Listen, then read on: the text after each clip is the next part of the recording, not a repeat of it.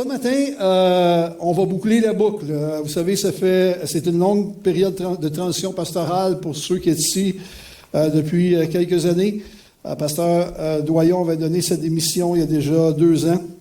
Et là, nous sommes rendus ce matin à une nouvelle étape, une dernière étape dans le processus de transition pastorale, qui est l'étape de officiellement installer votre pasteur comme le pasteur de cette Église. J'aime pas le mot installer, ça fait comme quelque chose de...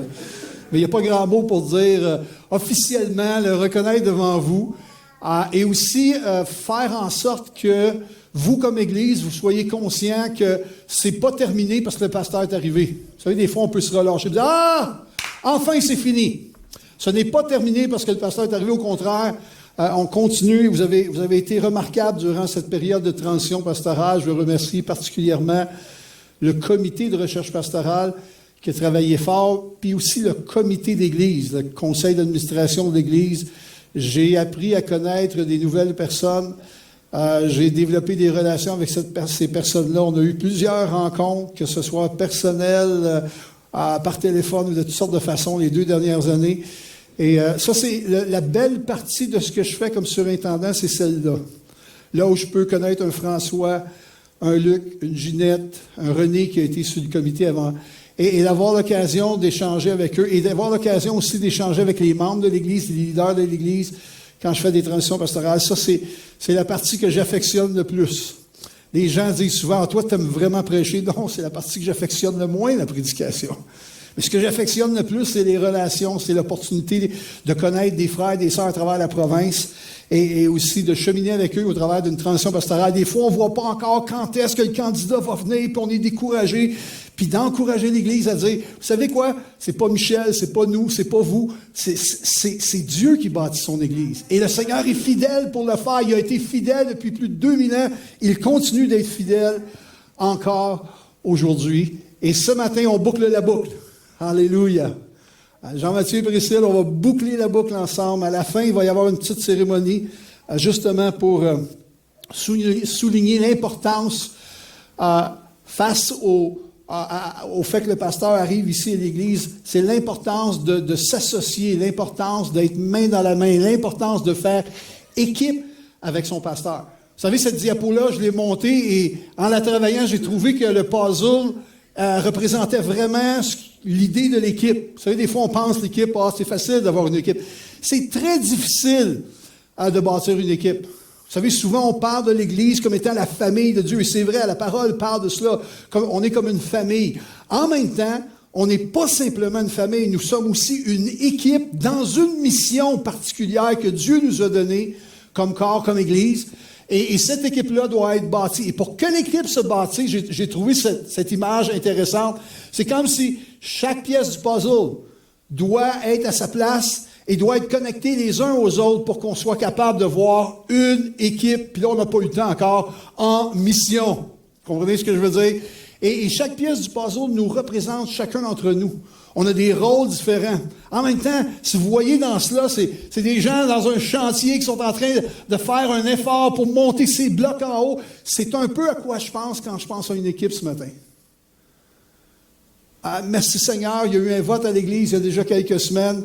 Et maintenant, la réalité va prendre place. C'est la relation entre le berger et le pasteur que Dieu vous a donné, et son épouse et sa famille, et vous comme Église. Et vous savez quoi? Il va y avoir de l'adaptation. Il va y avoir de l'adaptation pour eux, mais il va y avoir de l'adaptation pour nous. Pour vous, pour nous. Je ne peux pas dire nous maintenant parce que je vais quitter. Donc, c'est mon dernier dimanche officiellement. J'espère que le pasteur Jean-Mathieu va me réinviter. Pas tous les mois, là, mais une fois de temps en temps pour venir vous voir parce qu'on a tissé des beaux liens ces derniers 2 ans et ça a été ma grande joie et ma grande bénédiction. Donc, ce matin, j'aimerais parler avec vous de cette importance de faire équipe ensemble. Et chacun d'entre vous, faire équipe avec votre pasteur et votre pasteur, faire équipe avec vous. Et c'est ce qu'on va voir. J'espère que ça va fonctionner maintenant. J'ai quelque chose à faire, non? Tu es supposé te peser sur F5, tu m'as dit. T'as-tu pesé sur F5? OK, donc j'ai besoin de ton aide, Gaétan, parce que je ne veux pas être dépendant de cela pour le restant de cette journée. Gaétan, tu peux-tu cliquer pour la prochaine slide, s'il vous plaît? Oh, il faut recommencer. Désolé. Vous allez reconnaître ce matin que je suis un peu mal à l'aise avec tout le COVID. Habituellement, moi, je ne prêche pas d'ici, vous vous souvenez? Je prêche pas mal dans l'allée, hein? Je me promène beaucoup dans l'allée, j'aime pas être proche de vous. Et j'aimerais vous poser une question. Qu'est-ce que vous cherchez? Cherchez-vous un homme orchestre ou un chef d'orchestre? Et ici, vous ne saviez pas que Jean-Mathieu était très doué, hein? Et vous voyez avec tous les dons qu'il a, il est capable de faire plein de choses parce que c'est un homme doué. En même temps, il y a un défi, pasteur Jean-Mathieu, d'être doué dans plein de choses. Et tu sais c'est quoi le défi? Le défi, c'est de ne pas assez déléguer, d'en prendre trop sur toi. Et en même temps, des fois, dans l'Église, il y a des gens qui s'attendent à un homme orchestre. Fais ceci, fais cela, pasteur. Et on vient voir le pasteur en disant, oh oui, pasteur ceci, pasteur cela, pasteur ceci, pasteur cela. J'aimerais vous dire, ça, c'est pas le plan de Dieu. Ça, c'est pas ce que Dieu a voulu par rapport à un leader dans l'Église. Il y a l'homme orchestre, mais il y a aussi le chef d'orchestre. Il est-tu beau? Hey! Allez là, avec ses petits doigts. Puis, vous savez, le chef d'orchestre est aussi très doué. Il connaît la musique, il connaît les instruments, mais en même temps, il est conscient qu'il est là pour conduire une équipe de gens qualifiés. Et je pourrais dire, une équipe de gens qualifiés par Dieu et par le Saint-Esprit, dont vous êtes. Ça, c'est le rôle du pasteur. De faire en sorte qu'il va vous aider à travailler dans l'œuvre du Seigneur. Et moi, ça me bénit quand je pense à ça. Vous savez quoi? Il y a plusieurs années, si on remonte dans l'Ancien Testament, on peut aller voir dans le livre de l'Exode, chapitre 18, et versets 21, 24 et 25. Dans l'Ancien Testament, il y avait un homme qui était plus un homme orchestre. Son nom, c'était Moïse. Moïse, sans trop le vouloir, tout à coup, Dieu l'avait appelé à libérer son peuple. Vous connaissez l'histoire, sortir son peuple d'Égypte. Mais sans trop le réaliser, à un moment donné, Moïse en prenait ben trop. Et là, il y a son beau-père. Lui, il avait des intentions. Vous savez, quand tu es beau-père, ça veut dire que tu as une fille. Normal? Si tu as une fille, tu veux que ça se passe bien avec ta... Hey, ça va pas pire. OK, déjà, on est sur la bonne ligne. Donc, j'ai trop des intentions. Il vient voir Moïse, puis il dit, écoute, Moïse, c'est beau, toute l'histoire, tout ce que Dieu est en train de faire. Mais Moïse, juste te dire, il faudrait que tu aies un peu plus de sagesse, mon Moïse. Parce que là, ce que je vois, c'est que ma fille est délaissée, puis je pense qu'il faut que tu changes un peu ta méthode de faire. Je pense qu'il y avait des intentions derrière le sage conseil qu'il va donner. Et voici le conseil qu'il donne. Il dit à Moïse ceci, « Choisis parmi tout le peuple des hommes capables. » Il continue au verset 24, « Si tu fais cela, et que Dieu te donne des ordres, tu pourras y suffire. » Donc, ça voulait dire que déjà, pas Joseph, mais déjà, Moïse était surchargé. Puis j'ai trop été capable de voir, « Hey, là, tu n'es même plus capable d'avancer, mon gars, tu es paralysé par l'énormité du ministère. » Vous savez quoi, dans le passé, je pense qu'il y a des pasteurs qui se sont laissés avoir par cela. Il y a des pasteurs qui se sont laissés avoir par le fait qu'ils devaient être des hommes orchestres, tout faire. Puis quand on le fait, quand on a avancé dans cette direction-là, malheureusement, on s'est éloigné des Écritures. On voulait démontrer une vie consacrée à Dieu, mais malheureusement, on s'éloignait de ce que les Écritures enseignent. Les Écritures n'enseignent pas cela. Et voici la sagesse. Si tu fais cela et que Dieu te donne des ordres, que Dieu te donne une direction, que Dieu te donne une vision, mais sache que tu pourras y suffire. Sache que l'Église pourra avancer vers où Dieu veut l'amener. Et tout ce peuple parviendra heureusement. Wow! Non. Le peuple parviendra heureusement à sa destination. Pourquoi le peuple parvient heureusement à sa destination? Parce que le peuple ne murmure pas, chiale pas, puis critique pas. Quand le pasteur est un homme orchestre, le peuple n'est pas engagé, les gens ne sont pas impliqués, et ce que ça fait, c'est qu'on joue au gérant d'estrade. Et là, on regarde, puis il y a ci, puis il y a ça, puis celle-ci, puis celle-là, puis telle situation, puis tel ministère. Là, on joue au gérant d'estrade, et là, les problèmes, il y en a partout. Hein, quand on n'est pas impliqué, on envoie-tu des problèmes? Mais quand tout à coup, on met les chaussures de l'implication, quand tout à coup, avec nos babines, les bottines avancent, j'aimerais vous dire que ça change. Quand on voit un défi, quand on voit un problème, quand on voit une situation, on n'est plus agent de la critique, mais on devient des gens qui veulent trouver des solutions ensemble pour que l'Église puisse grandir. Donc, on voit, parviendra heureusement à sa destination. Et je crois sincèrement que quand les gens sont à leur place, dans la bonne chaise, pour prendre l'expression du Canadien de Montréal, quand ils sont dans la bonne chaise, à leur place, sur le bon trio, quand les gens sont en train de servir avec leurs dons, dans l'appel que Dieu a donné, mais ce que ça fait, c'est que le peuple avance heureusement vers la direction que Dieu a pour eux. Et Saint-Honoré, mon cœur pour vous, c'est que vous puissiez être, continuer d'être et devenir l'Église que Dieu veut bâtir avec vous.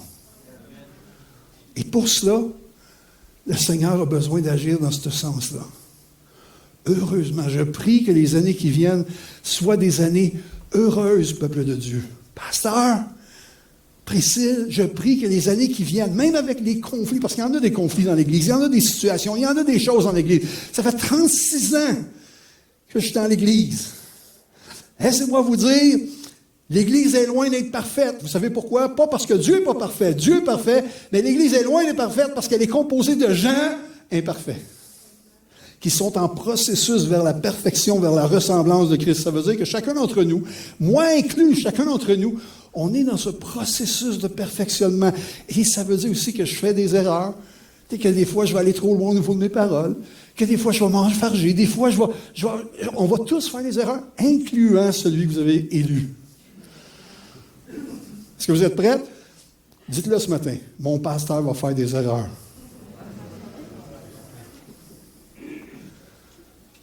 Mais quand mon pasteur va faire des erreurs, je vais être là pour l'appuyer. Quand mon pasteur va faire une erreur, je vais être là pour l'appuyer. Et puis ça, c'est un choix qu'on doit prendre tout de suite. Je vais être là pour l'appuyer. Moi, les gens qui me connaissent savent ceci de moi. J'aime mieux travailler avec des gens dont je connais les erreurs que travailler avec des gens dont je ne connais pas encore qui ils sont. Les gens que je connais les erreurs, c'est facile de travailler avec eux. Tu sais, les travails qu'ils ont, ça c'est facile parce que je connais déjà. Vous savez, comment on peut dire ça? L'adage qui dit l'herbe est toujours plus verte chez le voisin. C'est tellement vrai. Non, mais c'est quand on ne connaît pas, oh, c'est toujours meilleur. Non, non, la réalité, travaillons avec ce que Dieu nous a donné. Moïse écoutait la voix de son beau-père. Oh, Moïse, c'est un homme enseignable. Écoutait la voix de son beau-père. Sa belle-fille ou sa fille. Et la femme de Moïse a fait « je suis content que mon mari ait écouté la voix de mon père. » Moïse écoutait la voix de son beau-père et fit tout ce qu'il avait dit. Et là, tout à coup, Moïse a commencé à décharger certaines de ses responsabilités afin de faire en sorte que le peuple soit servi et, au-delà de cela, que le peuple puisse s'avancer dans la destination que Dieu avait pour eux. Wow! On cherche un homme orchestre ou un chef d'orchestre. Éphésiens chapitre 4, verset 11, ça dit ceci. Éphésiens 4, 11, versets 11 à 16. Et il a donné les uns comme apôtres. Et juste pour vous mettre dans le contexte, celui qui donne, là, c'est Christ. À ma compréhension, Christ était tout ça. Christ était parfait. Jésus en lui, il avait tout cela. Et ça dit, il a donné les uns comme apôtres, les autres comme prophètes, les autres comme évangélistes, les autres comme pasteurs et docteurs, pour le perfectionnement. Est-ce que vous voulez être perfectionné? Combien veulent être perfectionnés ici? C'est sûr que là, c'est un peu intimidant. Je vous pose la question. Il y a des gens autour. Mais la réalité, là, c'est que, est-ce qu'on comprend quand quelqu'un pose la question, qui veut être en perfectionnement? Est-ce que je veux me perfectionner? La réponse, c'est oui. Mais vous savez quoi? Ça coûte. Il y a un coût au perfectionnement. Parce que le perfectionnement veut dire mourir à nos petits rêves, nos petites idées, mourir au moins pour faire vivre le roi qui est en nous. Wow! Alors, il a donné les uns comme apôtres, les autres comme prophètes, les autres comme évangélistes, les autres comme pasteurs et docteurs. Le but, c'est le perfectionnement des saints En vue de l'œuvre du ministère. Souvent, on a pensé que celui qui faisait le ministère, c'était le pasteur. C'est pour ça que ça dit. Ça dit que les dons ministères que Dieu a donnés, il les a donnés pourquoi? Pour équiper les saints, chacun d'entre nous, pour que nous puissions accomplir le ministère. Et là, ça rejoint l'histoire de Moïse. Ça rejoint ce qu'on disait tantôt. L'important, quand on regarde un leader, c'est pas de tout mettre sur le leader, mais c'est de dire, je suis en train de travailler, ensemble on travaille pour ce que Dieu a pour nous comme Église et l'avancement de ce qu'il veut accomplir au milieu de nous. En vue de l'œuvre du ministère de l'édification du corps de Christ, jusqu'à ce que nous soyons tous parvenus à l'unité de la foi. Ah, ça, là, j'ai hâte. Non, sérieux. Hey, j'ai-tu hâte qu'on arrive à l'unité de la foi? J'ai hâte, parce que ici-bas, là, je ne la vois pas souvent, l'unité de la foi. Je vois la division, des fois, que les situations amènent. Mais j'ai hâte de ça. Jusqu'à l'unité de la foi. J'ai hâte que moi, comme croyant, je sois assez mature pour vivre avec les tensions qui existent dans la parole et les réalités divisives qui prennent place dans le corps, des fois. L'unité de la foi et de la connaissance du Fils de Dieu à l'état d'homme fait à la mesure et à la stature parfaite de Christ. Prochaine diapo. Afin que nous ne soyons plus les enfants flottants et emportés à tout vent de doctrine par la tromperie des hommes, par leur ruse, par les moyens de séduction, mais que professant la vérité dans la charité ou dans l'amour, nous croissions à tous égards en celui qui est le chef, Christ. Je ne sais pas si vous avez remarqué, Christ donne 5 dons ministères. 5 dons ministères sont des outils dans les mains de Christ pour perfectionner l'Église, pour que l'Église fasse le ministère. Et ensuite, la gloire revient à qui? À Christ. Tout est à propos de Jésus. Non, Église de Dieu, si on veut grandir, si on veut prospérer, c'est pas à propos de nous. Honorons-nous les uns les autres, comprenez-moi bien. Mais c'est à propos de Christ qui est le chef. C'est lui et grâce à tous les liens de son assistance que le corps, que tout le corps, bien coordonné, formant un solide assemblage, tire son accroissement selon la force qui convient à chacune des parties et s'édifie lui-même dans la charité. Wow! Alléluia! Je pense qu'on a compris ce matin. Le fait d'avoir un nouveau pasteur, un couple pastoral, une famille pastorale qui arrive, ne pas dire, enfin, on ne peut rien faire. Enfin, on va domper tout sur le pasteur. On va domper toute sa famille pastorale. Enfin! Non. Tu es en train de dire, oh, merci Seigneur, parce qu'ensemble, on va travailler pour que l'Église grandisse, l'Église se perfectionne, l'Église puisse découvrir la direction de Dieu et l'Église avance dans le plan de Dieu. Puis l'Église voit les rêves que Dieu a pour elle. Wow! Prochaine diapo. Ma question, c'est oui, mais comment? Vous m'avez entendu souvent dire ça, hein? Parce que vous m'avez entendu souvent prêcher depuis 2 ans. Dans ma Bible, pas celle-là, mais les autres, la première que j'ai, il y a des OMC partout. OMC. Moi, je lis la parole puis je disais à Dieu, OMC. Oui, mais comment? Des fois, je me regardais à moi-même, je faisais comme, oh, Seigneur, je vois la vérité, là, je vois ce que je devrais devenir, mais, oui, mais comment tu vas faire ça? Parce qu'il me semble que tout en moi ne pourra pas parvenir à ce que je viens de lire. Seigneur, oui, mais comment? Et j'ai plein de oui, mais comment? C'est juste drôle, il y a des OMC dans mes marges, partout. Oui, mais comment je peux vivre ça? Oui, mais Seigneur, tu dis ceci, tu dis cela, tu dis que ça va s'accomplir. Parfait. Puis là, je mettais un petit OMC. Oui, mais comment? J'aime me poser cette question. Oui, mais comment? Je suis un gars pratique, j'aime les Écritures, j'aime Dieu. Mais, vous savez quoi? Je veux vivre les Écritures. Je veux vivre ce que Dieu a pour moi. Oui, mais comment, Seigneur? Comment je peux être un meilleur mari? Comment je peux être un meilleur père? Comment je peux être un meilleur pasteur? Oui, mais comment, Seigneur? Mais comment? Hébreu commence à nous donner des pistes. Et ce que je vais faire avec vous ce matin pour quelques instants, là, je n'ai pas mes lunettes, ça me prendrait mes lunettes. Enfin, je vais remettre mes lunettes. Oh, my, on a du temps. Hey, c'est incroyable. C'est rare, j'ai dit ça. Hébreu 13, 17 dit ceci, obéissez. L'essence de l'obéissance ici veut dire suivre, se ranger, faire confiance. Obéissez vos conducteurs, soyez-leur soumis, car ils veillent au bien de vos âmes, dont ils devront rendre compte. Faites en sorte qu'ils puissent le faire avec joie. Attendez une minute, là. Oh, là, c'est important, ça. Parce que la plupart du temps, on pense que le pasteur, lui, doit nous rendre joyeux. Non, il faut que je me sente bien. Pasteur, rends-moi joyeux. Je ne dis pas que c'est pas son rôle de faire en sorte que vous soyez bénis et remplis de joie, hein? Mais vous savez, des fois, il va y avoir des messages, des fois, il va y avoir des interrelations, des rencontres qui vont faire en sorte que vous allez peut-être trouver ça dur.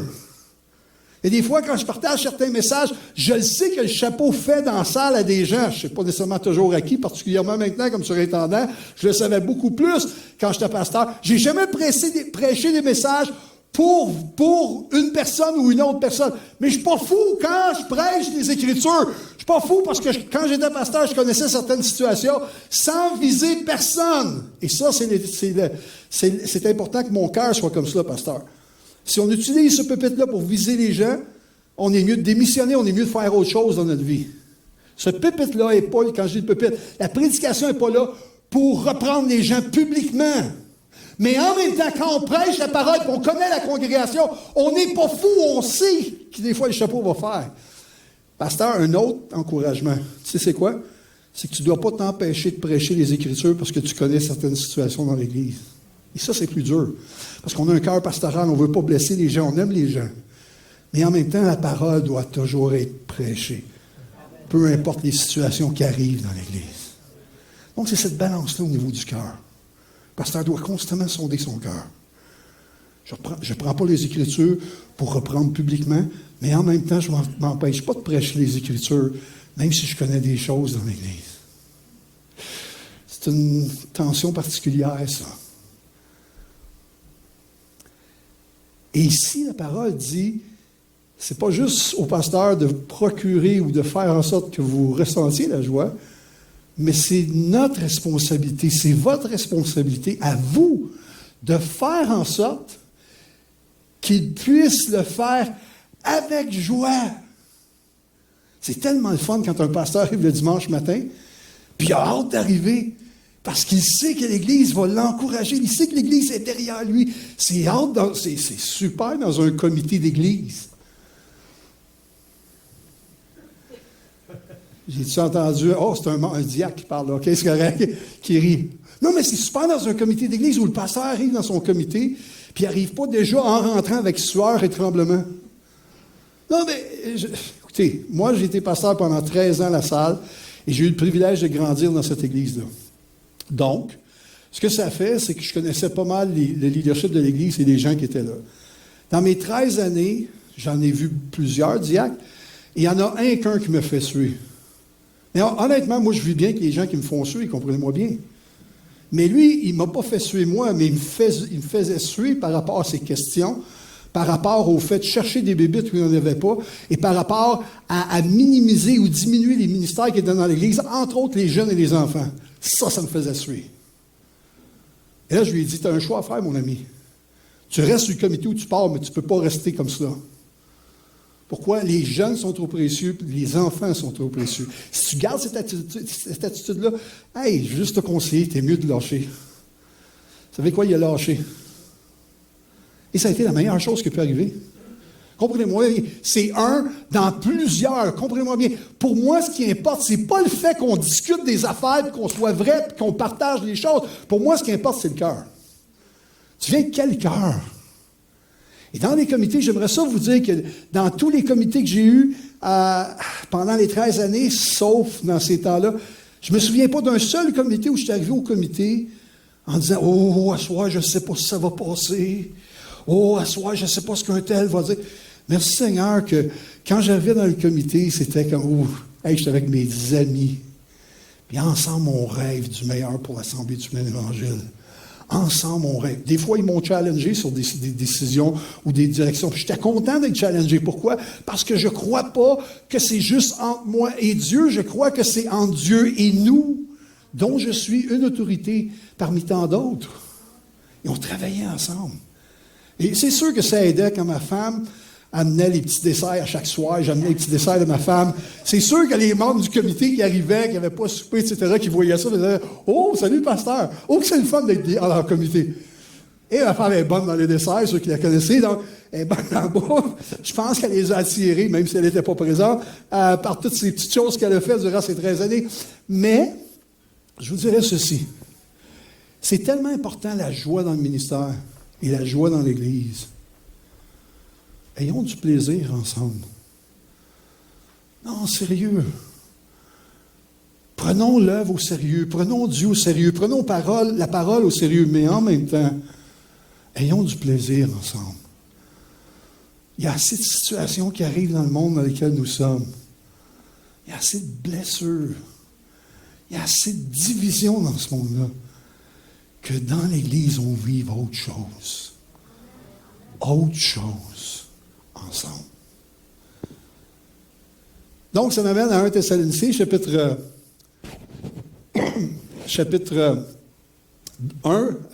5, versets 12 et 13.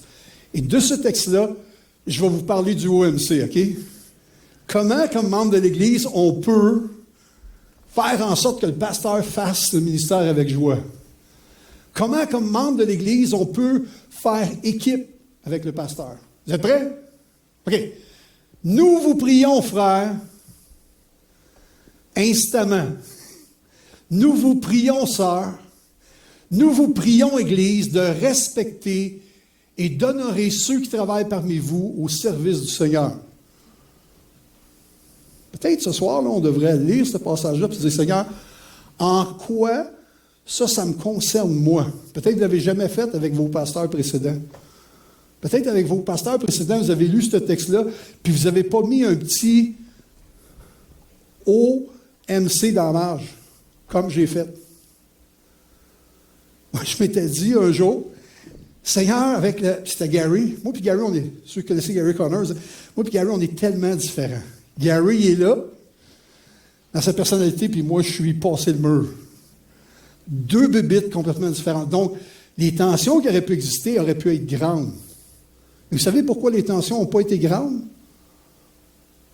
Je pense, entre autres, parce que ce texte-là est devenu une réalité dans mon âme. Oui, mais comment, Seigneur? Puis là, j'ai lu, Michel, respecte et honore ceux qui travaillent parmi vous au service du Seigneur. Apprenez à les connaître, surtout quand les gens ont des personnalités différentes. Vous savez, moi, je ne suis pas un procrastinateur. Moi, je suis le contraire. Moi, c'est quand il y a une situation, il faut que je me ralentisse. Donc, si vous me mettez un problème, ma tendance, c'est de le régler. Donc, j'ai appris à ralentir. De dire, ben regarde, on va se contacter demain. La semaine prochaine, je vais t'écrire. Ça, pour moi, c'est tout nouveau, là. Parce que pour moi, là, c'est... Tu parles, tu n'as pas fini de parler, j'ai la solution. Et souvent, ce n'est pas celle de Dieu. Donc, j'ai appris à ralentir. Mais quand tu es avec quelqu'un qui, dans sa personnalité, lui, est un procrastinateur, dans le sens que tu t'exposes un problème, tu dis, oh, je vais y penser. Puis là, tu le vois dans 2 semaines, puis ah oui, je vais y penser. Puis tu le vois dans 1 mois, puis je vais y penser. Là, ça se pense, là, mais... Puis Gary, sa joke, c'était...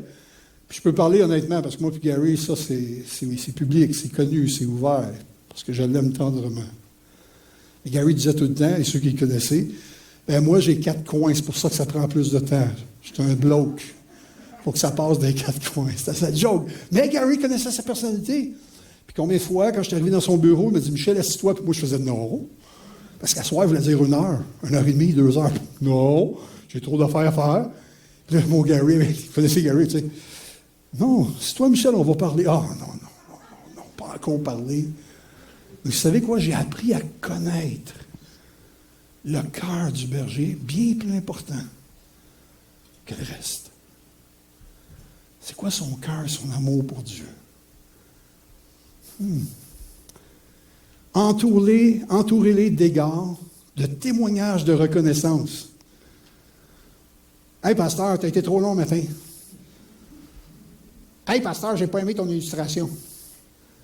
Hey, pasteur, il y a ci, il y a ça. Hey, pasteur. Hey, pasteur. Hey, pasteur. De témoignages de reconnaissance. Hey, pasteur, en passant, tu sais le message que tu as prêché la semaine passée. Là. Ouh, ça m'a parlé. Ça m'a parlé toute la semaine. Vos conducteurs spirituels qui président vos réunions vous dirigent dans la communion avec le Seigneur et ils vous montrent le bon chemin par leurs conseils, leur exhortation, leur avertissement. On aime moins ça, ces choses-là. Hein? Estimez-les et témoignez-les une affection particulière en raison de leur activité et de leur peine. Vivez dans la paix avec eux. Église, s'il y a un verset, et je suis très sérieux là, OK?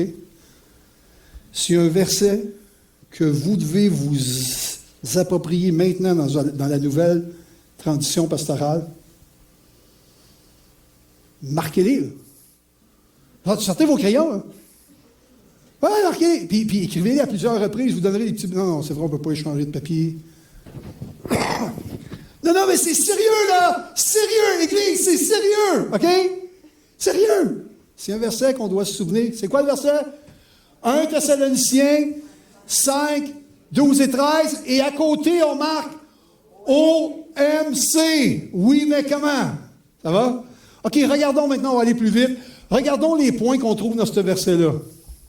Les points que moi, je pense qui seraient, oui, mais comment on peut faire en sorte d'être en équipe avec le pasteur? Premièrement, priez pour lui et sa famille. Priez pour lui, comme vous avez prié pour moi. Je sais ici, il y a des gens qui ont prié avec ferveur pour moi. S'il vous plaît, priez pour lui. Priez pour son épouse, priez pour ses filles. Priez pour sa famille. Vous savez quoi j'ai découvert, moi? Quand j'ai quelque chose avec quelqu'un, la meilleure façon de régler la chose en dedans avec la personne, vous savez, c'est quoi? La prière. Tu as un accro avec quelqu'un, tu commences à prier. Puis tu ne pries pas dans le sens, tu sais, les prières de malédiction. Seigneur, frappe-les, zappe-les. Seigneur, réveille-les. Seigneur, touche-le. Mais c'est, mon dit que j'ai raison, Seigneur. Moi. Non, pas ces prières-là. Là. Vous savez, c'est les vraies prières de cœur. Seigneur, c'est ton enfant. Touche-les. Interviens dans sa vie. Fais-lui du bien, Seigneur. Fais-le grandir à la connaissance de ton amour, de ta grâce. Moi, j'ai découvert que la prière disposait mon cœur pour une meilleure relation avec l'autre. Je ne sais pas si vous avez découvert ça, pasteur. C'est incroyable. Dans mon travail, j'aimerais vous dire que ça n'arrive jamais, mais de temps en temps, j'ai des petites situations avec des gens. Surtout quand je dis à quelqu'un, ça ne marchera pas. Même des pasteurs, des fois, pasteurs, ne sont pas contents de se faire dire ça ne fonctionnera pas dans cette transition pastorale-là. Là, des fois, j'ai des commentaires. Là, je fais comment ça se fait qu'il y a ce commentaire-là à mon égard? Il devrait comprendre que ce n'est pas de ma faute. Non, je ne veux pas rentrer là. Je veux entrer dans la prière. Et là, je vais me garder dans ma semaine, dans mon agenda, des temps où je vais mettre son nom pour que je prie intentionnellement pour lui. Vous savez quoi? La fois d'après, quand je le rappelle ou quand je le vois, tout a changé. C'est incroyable. Donc, vous avez quelque chose avec quelqu'un? Commencez à prier de cœur. Pas de tête, de cœur. Pour la personne auprès de votre Dieu. Priez pour votre pasteur. Deuxième chose, cultivez, ça je vous dirais, l'habitude de l'encourager. Moi, j'ai une petite madame, je ne sais pas si les gens ici connaissaient, il y a Mme Chouinard qui est décédée il n'y a pas longtemps. Certains d'entre vous ici, vous connaissez Mme Chouinard. Elle, c'était ma mère spirituelle. Vous connaissez mon histoire, hein?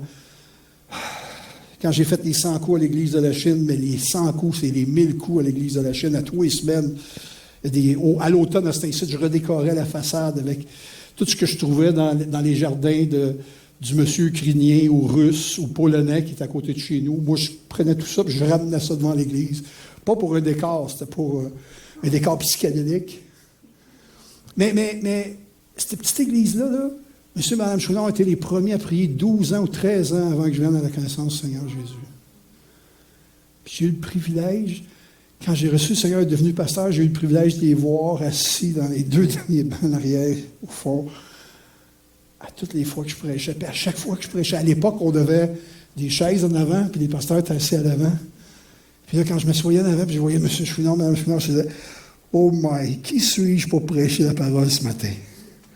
Mais Seigneur, que par ta grâce, à cause de ta grâce, je vais donner tout ce que j'ai. Pourquoi? Parce que ce n'est pas à propos de moi, c'est à propos de ta grâce. Puis eux ont prié pour moi 13 ans avant ma conversion. Puis vous savez quoi? Ils ont prié pour moi jusqu'au dernier jour de leur vie.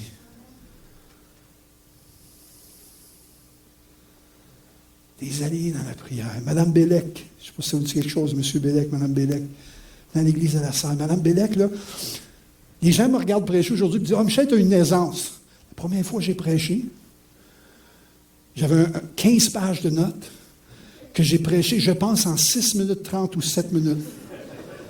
Et les genoux, je suis sûr, ils ne claquaient pas, mais nerveux. Je m'étais pratiqué devant ma femme avant le message, dans l'après-midi. Puis quand j'ai commencé, j'ai dit, Sylvie, je vais prêcher sur Jean chapitre 15. Il y a du stock dans Jean 15. Aujourd'hui, je pourrais faire des séries dans Jean 15. Mais à l'époque, Jean 15. Et puis là, j'ai commencé, j'ai dit, dis-moi qu'est-ce que tu en penses. C'était mon premier message à l'église. Et là, j'ai commencé, tout à coup, après 1 minute, ma femme pleure, puis elle pleure, puis elle pleure. Puis j'ai dit, mais c'est de la conviction. Puis elle a dit, tu vas-tu prêcher comme ça? Ah ben, j'ai dit, oui, c'est... Elle dit, je comprends rien, puis c'est plate.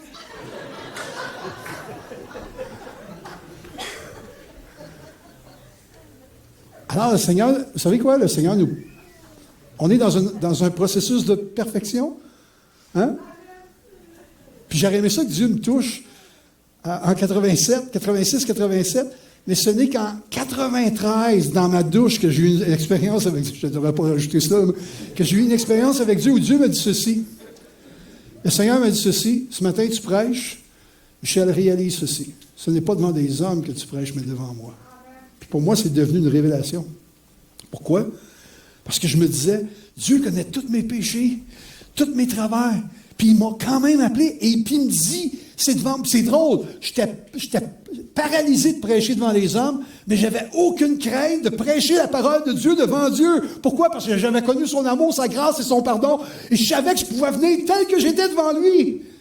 Et depuis 93, avec cette révélation-là, ma façon d'amener la parole a complètement changé. Vous savez pourquoi? Parce que bien que je vous prêche à vous ce matin, le premier à qui je prêche, Dieu n'a pas besoin que je lui prêche, comprenez-moi bien, mais le premier à qui il entend ma prêche, c'est lui. Et je sais que je suis reçu et accepté de lui. Wow, ça a été une révélation pour moi.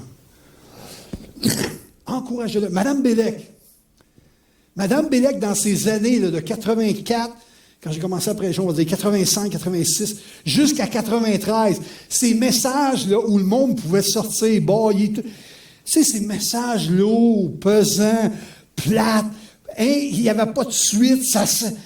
Mme Bélec venait me voir après chaque message. Pouvez-vous croire ça? C'est une femme d'expérience. Son mari était pasteur. Mme Bélec venait me voir après chaque message. Une petite madame toute petite. Puis elle disait, Pasteur Michel, juste te dire, je suis tellement béni que Dieu t'ait appelé au ministère. Je vois ce que Dieu veut faire avec toi. Merci pour la parole. Elle n'a pas dit merci pour le message. Merci pour la parole de Dieu ce matin ou ce soir. Ça a vraiment fait du bien à mon âme. Chaque fois, elle savait que c'était une lutte constante. Les gens auraient pu critiquer, maugréer, chialer. Je ne comprends pas pourquoi Gary encore me fait confiance. Ces gens-là voyaient quelque chose qui n'était pas encore apparent. Mais ils ont décidé d'avoir une habitude d'encouragement. Vous savez, quand on prêche, il y a des dimanches, on a des meilleurs messages que d'autres. Puis moi, quand je suis avec ma femme, là, quand je sors d'une église, peu importe, puis comment ça a été. Parce que je sais qu'avec elle, avec le premier message qu'elle m'avait dit il y a 30 ans, là, je sais qu'avec elle, je vais avoir la vérité. Michel, le matin, c'était dur, hein? Cherchais tes mots, tu avais de la misère. J'ai découvert avec les années que quand des fois les messages sont les plus durs à communiquer, le Saint-Esprit n'est pas lié par ça. J'ai découvert avec les années qu'il y a des gens qui ont reçu des guérisons, des délivrances dans des fois où moi, je luttais comme dans la façon de communiquer la parole. Alors, faisons attention. Vite, on avance. Il me reste 2 minutes. Prochain point. Faites-lui confiance. Au lieu d'avoir l'attitude inverse, tu sais. Ah, je vais te faire confiance, il faut que tu me prouves. Prouve-moi plein de choses. Prouve-moi des choses. Juste à vous dire, les ouvriers, là, ils passent déjà à travers toute une formation qui est une formation théologique, mais aussi, ils passent aussi au travers d'autres ouvriers qui examinent leur situation, leur famille, leur vie, des entrevues. On ne place pas n'importe quel ouvrier pour être pasteur dans nos églises. Faites confiance. Prochain point. Ne les comparez pas. Vous savez, le pasteur sortant ici, votre dernier pasteur, c'est un excellent pasteur. Pasteur de cœur, pasteur qui aime Jésus. Un pasteur qui a œuvré parmi vous dans un contexte particulier, dans des années particulières. Honorez-le. Vous savez, la pire chose que vous pouvez faire, c'est lui de le comparer avec votre nouveau pasteur ou encore de comparer votre nouveau pasteur avec votre pasteur précédent. C'est la pire chose. C'est la pire chose. Soyez capable de dire « Merci Seigneur pour ce qu'on a eu et merci Seigneur pour ce qu'on a. » Et pas de comparer. Je ne sais pas pourquoi les êtres humains, on a cette tendance-là. Quand on compare, c'est toujours pour diminuer quelqu'un ou augmenter quelqu'un d'autre. C'est ça la comparaison. Quand je compare, c'est dans le but d'élever quelqu'un ou de rabaisser quelqu'un. Évitons la comparaison. Prochaine diapo. Faciliter son appel. Pasteur, c'est quelque chose que je peux faire pour t'aider dans ton ministère. C'est quelque chose que je pourrais faire, Seigneur, pasteur, pour faciliter ton ministère. Laissez-moi vous dire, si quelqu'un vient me voir comme surintendant, puis me pose, puis me dit ça, là, j'en ai une liste, moi, là. S'il y a des pasteurs qui veulent venir me voir et me dire ça, là, j'en ai une liste. Là.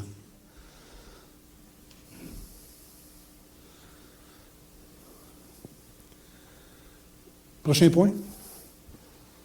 Une des choses qui réjouit le leader d'une église, c'est de voir les gens qui ont à cœur leur église. Et je sais ici, là, je parle des convertis, là, je parle des gens impliqués. Je connais votre implication. Je connais votre désir de servir. Mais lâchez pas. Impliquez-vous dans l'Église. Impliquez-vous dans les activités de l'Église. Même celles qui vous conviennent moins. Oh, elle est bonne celle-là, hein? Non, mais des fois, on va dans les activités qui font notre affaire. Non, mais allez dans les... Étirez-vous un peu. Tu sais, quand des fois, il y a, je ne sais pas moi, une cabane à sucre, les cabanes à sucre, hein, Guy?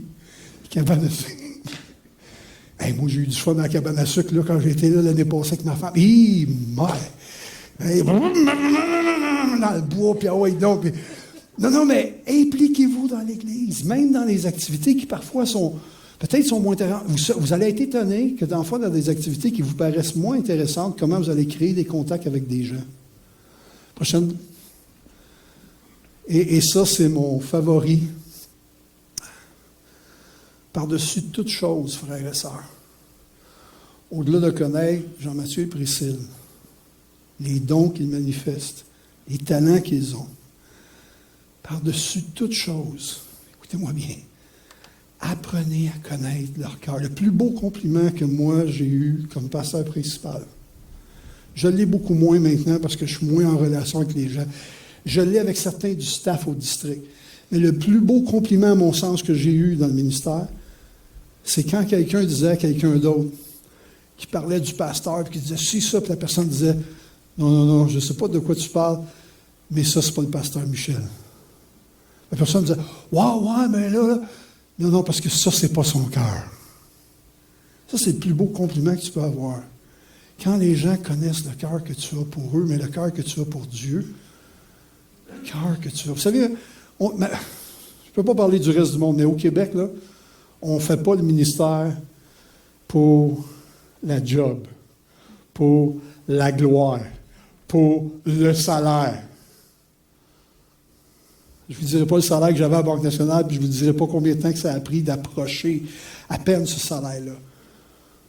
Là, je parle des années 80 versus les années 2000. Donc, on ne fait pas ça pour cela.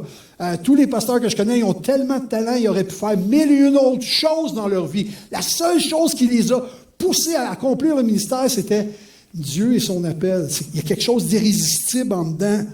T'as beau avoir une grosse job, un gros salaire, t'as beau être bon dans ce que tu fais. Moi, je ne pouvais plus vivre dans ce que je faisais. Il y avait quelque chose qui faisait. Non, mais je suis créé pour ça, je me sens bien là-dedans, j'ai les dons pour ça. Puis Dieu me disait, non, je t'appelle ailleurs. Et vous savez quoi? On ne court pas dans le ministère pour le... Bouh! Non, parce que tous les ouvriers pourraient faire autre chose. Ils le font parce qu'ils répondent à un appel de cœur. Et je vous dirais, quand vous entendez votre pasteur prêcher, enseigner, vous parler, au-delà des mots qu'il utilise, essayez d'aller chercher son cœur. Vous savez, des fois, les mots sont bien imparfaits. Non, mais c'est vrai, on communique de façon imparfaite. Des fois, je peux dire quelque chose, ça vous blesse, puis mon but, mon cœur, c'est jamais de vous blesser. Ça m'est arrivé plus d'une fois que des gens ont pensé, oh, non, jamais, jamais. Loin de moi l'intention de blesser qui que ce soit. Ça ne m'empêche pas de dire la vérité ou de prêcher la vérité, entre guillemets. Pas de dire la vérité, mais de prêcher la vérité. Mais mon cœur, c'est dans le fait d'édifier les gens, d'édifier l'Église, de faire croître l'Église. C'est mon cœur. Apprenez à connaître son cœur. Prochaine diapo. Estimez-le et aimez-le. Toute la dimension de l'amour. Aimer, vous savez ce que Saint-Exupéry, ne soyez pas offensés par cette citation-là, mais, une phrase célèbre de Saint-Exupéry qui s'applique bien à l'Église. Elle s'applique bien au mariage aussi, mais à l'Église aussi. Aimer, c'est pas regarder l'autre, mais regarder ensemble dans la même direction. Aimer, c'est pas juste de voir les talents, les dons, puis je t'aime, puis t'es beau, puis t'es bon. Non, mais c'est d'avoir cette grandeur d'âme, de dire, je t'aime parce qu'ensemble, on regarde dans la même direction, c'est-à-dire Christ. On regarde l'avancement de son royaume. On regarde la gloire de Dieu.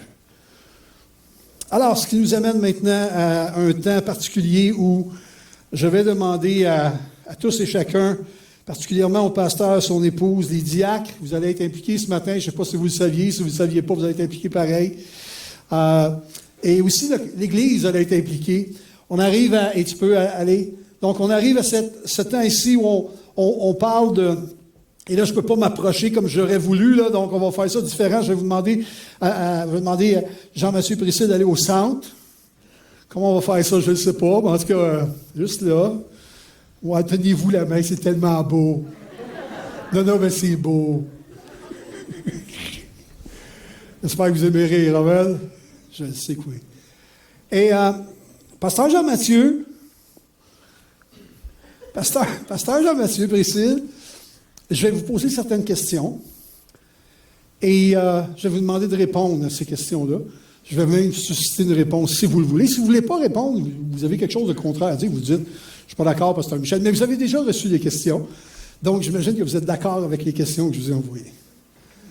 Ce matin, voici ce qu'on va faire ensemble, frères et sœurs. On va inviter ce couple-là de s'engager auprès de vous, aux diacres de s'engager auprès d'eux, et vous de s'engager aussi auprès d'eux. Et à la fin, eux aussi vont vous dire quelques mots. Ça va? Amen? Vous êtes prêts? OK, c'est correct. Juste être sûr. Je vais essayer de me mettre à leur niveau, là. Je ne veux pas être trop...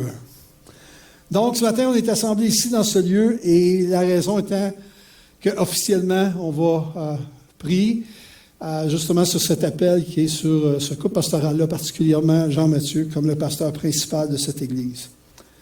Parmi les ministères dont Dieu a fait don à son Église, nous retrouvons celui de pasteur. Comme les autres, cet appel est saint, honorable, rempli de grandes responsabilités. Cette importante fonction exige que le pasteur étudie diligemment la parole de Dieu, qu'il enseigne, qu'il proclame, afin de remplir avec révérence ses obligations selon le Nouveau Testament. Il doit également faire en sorte que la prière fasse partie intégrante de sa vie et de la vie de la congrégation. Les autres responsabilités d'un ministre de l'Évangile sont les suivantes. Se rappeler ou célébrer la Sainte Seine, baptiser les croyants, prier pour les malades, consacrer les enfants, responsable des mariages, des sépultures, prodiguer de la relation d'aide aux fidèles qui ont besoin de soins pastoraux et toute autre responsabilité aussi. Alors, pasteur Jean-Mathieu, es-tu prêt à assumer l'office de pasteur principal de cette Église, ainsi que la servir fidèlement? Si oui, réponds, je le suis. Crois-tu que Dieu t'a placé dans ton cœur le désir de prêcher l'Évangile? Et as-tu l'intention de te consacrer à cette tâche selon cette direction? Si oui, réponds, je le crois. Crois-tu que la Bible est la parole inspirée de Dieu, inhérente, infaillible, et le seul fondement de la foi et de la pratique? Si oui, réponds, je le crois. Déclares-tu solennellement que tu demeureras attaché à la parole de Dieu dans ta prédication et dans la conduite des affaires de la maison de Dieu, comme dans ta vie privée? Si oui, réponds, je le déclare. Crois-tu qu'à ce moment-ci de ta vie, tu es dans la volonté de Dieu et que tu as été appelé et choisi par le Seigneur à servir cette congrégation? Si oui, réponds, je le crois. Maintenant, je vais m'adresser à Priscille. Le travail du pasteur est soutenu et encouragé par l'appui d'une femme aimante, une femme fidèle, qui l'aide dans l'exercice des dons que Dieu lui a confiés. Alors, Priscille, es-tu prête à te tenir aux côtés de ton conjoint, ton mari, dans l'exercice de ses fonctions, à l'encourager, à l'appuyer de tes prières? Si oui, réponds, je le suis. En tant qu'épouse, assumeras-tu les obligations inhérentes et t'appliqueras-tu à inspirer les gens de cette assemblée à prendre leurs responsabilités afin d'accomplir la volonté de Dieu dans leur vie? Si oui, réponds, je le ferai. Super. J'inviterai maintenant les 3 diacres présents. Je vais inviter François de venir ici, derrière, en quelque part, Luc et Ginette. Si vous voulez vous approcher, venez en quelque part, là, tenez-vous en arrière.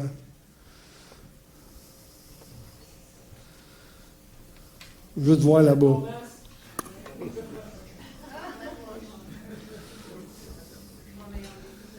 Et là, je vais vous demander d'essayer de me regarder, OK? Je sais que c'est un peu plus difficile. Donc, on arrive maintenant à cette étape des membres de l'Église. Et aussi, aux membres de l'Église, je vais vous demander de vous engager avec ce couple pastoral. Membres de l'Église, je vous invite à être fidèles quant à vos responsabilités et à vous occuper du bien-être temporel de cet homme de Dieu. Vous engagez-vous à l'appuyer en vous occupant ensemble des affaires de cette Église de façon à maintenir sa réputation au sein de la famille de Dieu et à l'extérieur? Si oui, répondez, nous nous y engageons. Super. Vous engagez-vous à être des diacres selon la Bible et à remplir toutes les qualifications que la parole exige? Et ce, étant soumis à votre pasteur et en l'aidant à se consacrer entièrement au ministère de la parole et de la prière? Si oui, répondez, nous nous y engageons. Vous engagez-vous individuellement et collectivement à reconnaître l'importance et la responsabilité de la tâche que Dieu vous a confiée et affirmez-vous votre amour envers Christ et cette congrégation parmi laquelle Dieu vous a placé comme intendant? Si oui, répondez, nous nous y engageons. Amen. Super. Là, on va demander votre implication. C'est beau, là, jusqu'à maintenant, ça allait bien. On demandait l'implication du pasteur, on demande l'implication du comité. Maintenant, on va inviter l'Église. Et je vais vous demander de le démontrer par un geste en vous levant. Votre implication. En tant que membre de cette assemblée, désirez-vous faire une alliance avec Pasteur Jean-Mathieu et sa famille et travailler avec lui à proclamer l'Évangile non seulement aux personnes de cette communauté, mais à toutes celles que le Seigneur vous enverra? Ensemble, si oui, répondez, oui, nous le désirons. Amen. Alors, aujourd'hui, selon l'autorité du district du Québec des Assemblées de Pentecôte du Canada, officiellement, Pasteur Jean-Mathieu, je t'installe comme pasteur principal de l'Assemblée évangélique de Pentecôte de Saint-Honoré. Je t'exhorte à être diligent, fidèle au Seigneur, car un jour tu auras à rendre compte du ministère que tu auras exercé au sein de cette Assemblée. Alors que la grâce, la bénédiction de Dieu vous accompagne. Et juste avant de prier pour eux, je vais demander à Jean-Mathieu et Priscille s'ils ont quelques mots à dire. Un micro, François va s'occuper de cela.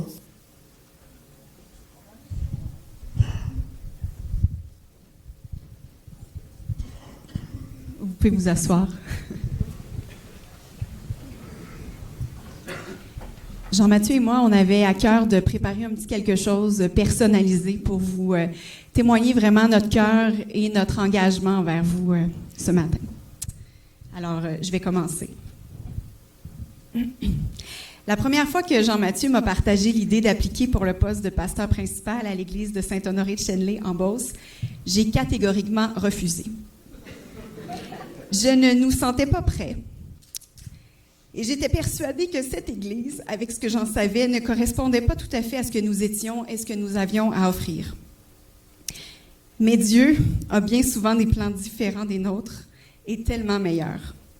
Il voit bien au-delà de ce qui frappe les yeux et sait qu'avec lui, malgré nos limites et nos manquements, tout est possible.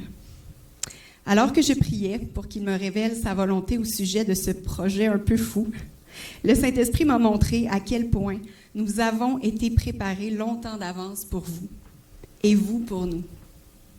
Et il m'a montré aussi à quel point il nous préparait tous ensemble pour une nouvelle saison fraîche et puissante. Alors me voilà, remplie de joie pour cette nouvelle saison de notre vie, mais surtout pleine de foi face à ce que je sais que Dieu veut faire ici. Je m'engage donc ce matin devant vous à garder cette foi active, sans cesse renouvelée, et à prier avec ferveur pour cette Église et pour mon époux.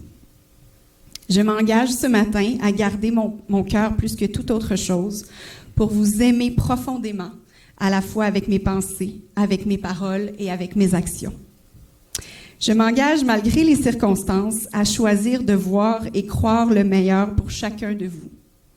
Le désir de mon cœur est d'être un exemple inspirant, authentique, vrai et humble, et je m'engage donc, pour ce faire, à passer du temps quotidiennement dans la présence de Dieu, à rester activement à son écoute et à chercher ardemment à être sans cesse transformé par lui de gloire en gloire. Je m'engage aussi à offrir le meilleur des dons que Dieu m'a donnés pour servir cette Église, pour vous aider à croître et marcher dans la vie riche que Dieu a créée spécifiquement pour chacun de vous. Enfin, je m'engage dès aujourd'hui à pardonner chaque fois que ce sera nécessaire, à rechercher la paix en toutes circonstances et aussi, avec tout mon cœur, à ouvrir ma maison et ma cuisine, oui, pour que vous y trouviez toujours un endroit où vous êtes accueillis, aimés, écoutés et encouragés. Notre porte va toujours être ouverte pour vous. Ces vœux, je les prononce solennellement devant vous aujourd'hui, mais surtout devant Dieu qui est témoin. Qu'il puisse me donner la capacité de les accomplir jusqu'à ce qu'il nous appelle ailleurs ou qu'il nous rappelle à lui.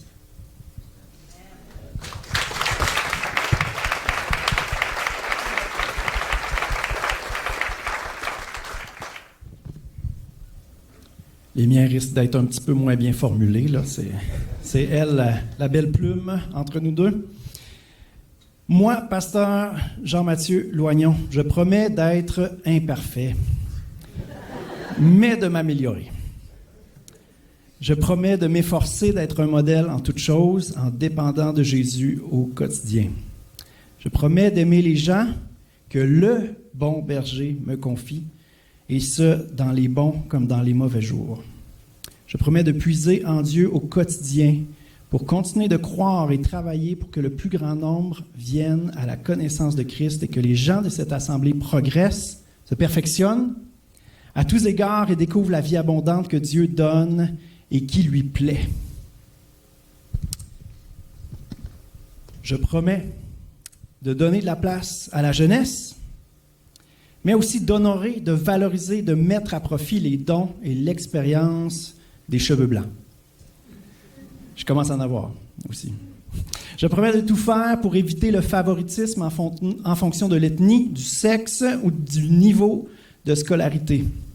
Je promets d'être fidèle aux assemblées de la Pentecôte du Canada et soumis à mes supérieurs, de valoriser et collaborer avec le comité d'administration, tout en étant d'abord et avant tout soumis à Jésus-Christ, à sa parole, au Saint-Esprit qui l'a inspiré et au Père qui nous aime parfaitement. Je fais cette promesse devant vous, ma nouvelle famille spirituelle, devant mes parents, devant ma belle-mère qui représente les parents de mon épouse, devant Pasteur Michel Bisaillon, surintendant du district du Québec des Assemblées de la Pentecôte du Canada, et devant Dieu. Je le déclare solennellement. Et à votre service, pasteur Jean-Mathieu Loignon. Amen. Alléluia. Juste pour conclure cette réunion ce matin, est-ce qu'on pourrait se lever pour prier, non seulement pour Jean-Mathieu et Priscille, la famille, mais aussi pour chacun d'entre nous, parce que comme on l'a entendu ensemble, tout ce qui est arrivé ce matin, ce n'est pas à propos d'une personne, mais c'est à propos de nous tous. J'espère qu'on l'a bien cerné, bien saisi ce matin. C'est à propos de nous tous. Et chacun d'entre nous, on doit être sérieux par rapport à l'engagement que nous avons pris.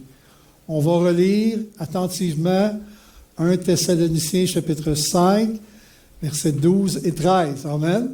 Puis on va se poser la question, oui, mais comment, Seigneur, je peux le mettre en pratique dans ma relation, dans l'Église et dans ma relation avec les autorités? Prions ensemble. Seigneur, je te rends grâce ce matin parce que tous ces engagements-là ne peuvent qu'être retenus par toi qui agis en nous et toi qui es en nous. Seigneur, je te remercie parce que tu es dans cette Église. C'est toi qui as bâti cette Église. C'est toi qui as équipé cette Église. C'est toi qui as donné les dons à cette Église. Seigneur, je te rends grâce ce matin pour Jean-Mathieu et Priscille. Je te remercie pour qui ils sont comme dons dans ton royaume et dans ton corps et dans cette Église. Je prie que le ministère auquel tu les as appelés puisse faire en sorte que l'Église entière puisse prospérer de gloire en gloire.